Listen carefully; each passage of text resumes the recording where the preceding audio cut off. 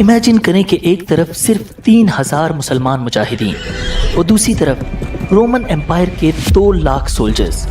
یہ تھی جنگ موتا. دونوں فوجیں اپنی اپنی پوزیشنز پر ریڈی کھڑی تھیں کہ اچانک نعروں کی آوازیں گونجیں اور دونوں فوجوں نے ایک دوسرے پر اٹیک کر دیا. نبی اکرم صلی اللہ علیہ وسلم خود اس جنگ میں موجود نہیں تھے، مگر جن 3 صحابہ کرام کو آپ نے لیڈرشپ دی تھی وہ تینوں ایک کے بعد ایک لڑتے ہوئے شہید ہو چکے تھے.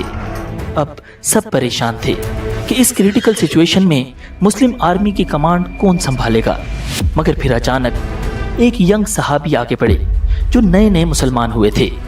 انہوں نے لشکر کی کمانڈ سنبھال لی اور فوراً ایسی اسٹریٹجی اپلائی کی کہ جنگ کی سچویشن ٹوٹلی چینج ہو گئی.